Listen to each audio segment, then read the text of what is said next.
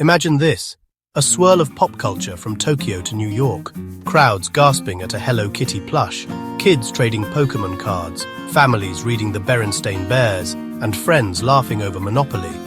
Can you picture Pikachu with a black-tipped tail, the Monopoly man with a monocle, or Hello Kitty with a mouth? Or maybe you recall the famous Berenstain Bears spelling, or a line from your favorite anime that was never actually said. The thing is, those vivid images, Pikachu's black tail, the Monopoly man's monocle, or the Berenstain Bears, are all tricks of our collective memory. What about those beloved childhood cartoons, or the famous Hello Kitty doesn't have a mouth debate? Remember hearing a line in an anime that everyone quotes, but was it really said that way? Take a closer look at those shows or re-watch the scene. The line is actually different, and that famous detail, it never existed. Our memories love to play tricks on us. These aren't just personal slip-ups or simple mistakes. They're shared, widespread false memories experienced by millions around the world. Take the famous confusion over the Berenstain Bear's name, or the way so many remember Hello Kitty with a mouth. Berenstain Bears, but many remember extra letters or features that were never there. Get ready to have your memory challenged. Those extra details or lines, they're not in the originals at all. Why do so many of us remember the same wrong details, the same misquoted lines, the same altered images? It's a truly bizarre phenomenon. These collective memory glitches, these shared false recollections, make us question the very nature of reality itself and how we perceive it. You could swear, with absolute conviction, that you saw Pikachu's black tail, or the Monopoly man's monocle, or remembered a cartoon moment that never actually happened. This strange and fascinating phenomenon is called the Mandela Effect, and it's just as common in Asia as anywhere else. A shared certainty, a collective agreement, about something that simply never happened in the way we remember it. It's a fascinating and sometimes unsettling window into the intricate workings of our brains, and how easily our memories can be influenced, shaped, and even completely fabricated.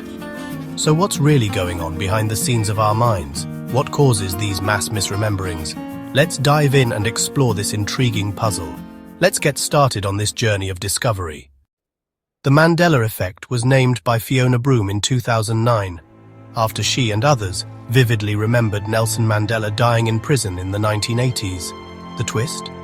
Mandela was alive, released in 1990, and became South Africa's president. Broome's website collected stories from people worldwide who shared similar false memories. The Mandela Effect describes these moments when large groups remember the same thing, wrongly. It's not just learning a new fact, it's discovering something you knew was true is actually false. The internet has amplified this, connecting people who share the same memory errors and turning them into global mysteries. It's unsettling, but also strangely unifying. Have you ever experienced it? Let's run through some classic Mandela Effect cases. The Monopoly man. Does he wear a monocle? Most people say yes, but he never has. Pikachu's tail. Many remember a black tip, but it's always been yellow with a brown base. Darth Vader's famous line, "It's not Luke, I am your father. It's no, I am your father." These aren't obscure details, they're pop culture icons. The fact that so many of us misremember them the same way is what makes the Mandela Effect so fascinating. It reveals patterns in how our brains store and reconstruct information. We're not just misremembering, we're collectively rewriting history in our minds. Which of these did you get wrong? It's a reminder. Memory is powerful but not always accurate. Let's see why. Memory isn't a perfect recording device, like a video camera capturing every detail flawlessly. Instead, it's far more nuanced and fallible. It's a reconstruction, a process of piecing together fragments of information. Think of it like an archaeologist carefully rebuilding an ancient artifact from scattered shards. Each time we recall something, our brains actively rebuild the memory, not simply replay it. This reconstruction process makes our memories dynamic and subject to change. And in this rebuilding, our brains are prone to sometimes filling in gaps with assumptions, personal biases, or even outside suggestions that we might encounter. Psychologists call this confabulation, a fascinating phenomenon where our minds fill in the blanks, sometimes unconsciously creating narratives that aren't entirely accurate. It's the unintentional creation of false memories, woven into our personal histories without any deliberate intent to deceive. Stereotypes play a significant role in shaping our recollections, influencing how we interpret and remember events. Consider the classic example of picturing a monocle on the Monopoly man, even though he's never actually had one. It just fits our preconceived image. Repetition matters too, solidifying certain versions of events in our minds through repeated exposure. The misquote, "Luke, I am your father," is quoted so often in popular culture that it effectively overwrites the real line, "No, I am your father," in many people's memories. Childhood memories are especially vulnerable to these distortions, as they are often formed during times of heightened suggestibility. They are easily reshaped by repetition, the power of suggestion, and the narratives presented by family members. Our brains use mental shortcuts, also known as schemas, to efficiently make sense of the complex world around us. This can lead to errors, like sometimes correcting Berenstain Bears to the more familiar Berenstain Bears in our minds. These shortcuts usually help us process information quickly and efficiently, allowing us to navigate daily life with ease. But sometimes these very shortcuts can lead us astray, creating shared false memories and widespread misremembering. The Mandela Effect, the phenomenon of shared false memories, is essentially a side effect of an efficient but ultimately imperfect brain. So, how does culture play into this intricate web of memory and misremembering, and how does it contribute to the Mandela Effect? Memory isn't a solitary island, it's social. It thrives in the company of others, shaped by shared experiences and conversations. Culture plays a pivotal role. It shapes, reinforces, and sometimes even creates our memories, providing a framework through which we interpret and recall events. Our cultural background influences what we deem important and how we remember it.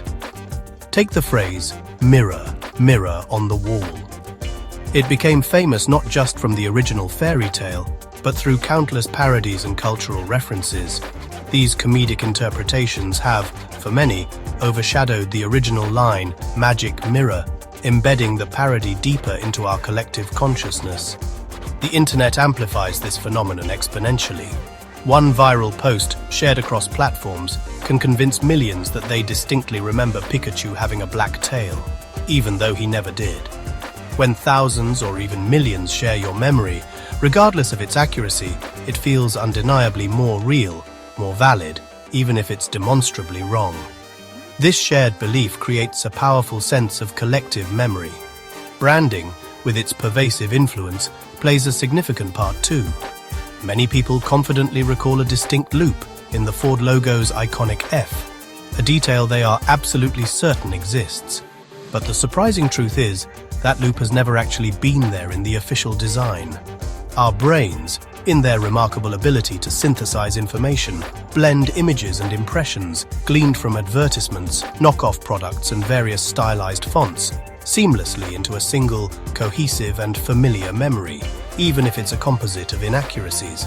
We don't store perfect replicas. Instead, we store simplified, streamlined versions of logos, brand names, and frequently used phrases, not the exact, meticulously detailed originals.